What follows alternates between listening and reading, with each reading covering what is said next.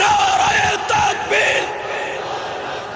ভারতের অক্ষ বিল বাতিল করতে হবে। হে ভারতের মুসলমান সমাজ, বাংলার মুসলমানরা তোমাদের সঙ্গে আছে। ভারত জুড়ে তোমরা নরেন্দ্র মোদীর বিরুদ্ধে দুর্বার আন্দোলন করে তোলো। প্রয়োজনে আমরা দিল্লি অভিমুখী লং মার্চ করব। কোটি জনতা নিয়ে ভারতকে আবার হিন্দুত্ববাদ থেকে মুক্ত স্বাধীন করে ছাড়বো ইনশাআল্লাহ।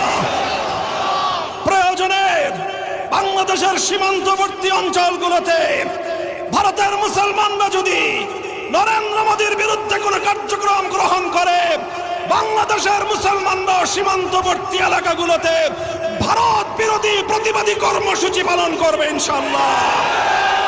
সেই সাথে আমরা বলতে চাই, ইনশাআল্লাহ আগামী 3রা মে হেফাজতে ইসলামের পক্ষ থেকে ভারতের ওয়াকফ বিল পাস এবং মুসলিম নিধনের প্রতিবাদে সোহরাওয়ার্দী উদ্যানে মহাসমাবেশের ডাক দেওয়া হয়েছে। বাংলাদেশ খেলাফত মজলিস হেফাজতে ইসলাম বাংলাদেশের সেই মহাসমাবেশের সাথে সম্পূর্ণ একাত্মতা পোষণ করে মহাসমাবেশ বাস্তবায়ন করার জন্য নেতা কর্মীদেরকে রাজপথে নেমে আসার উদাত্ত আহ্বান জানাচ্ছে।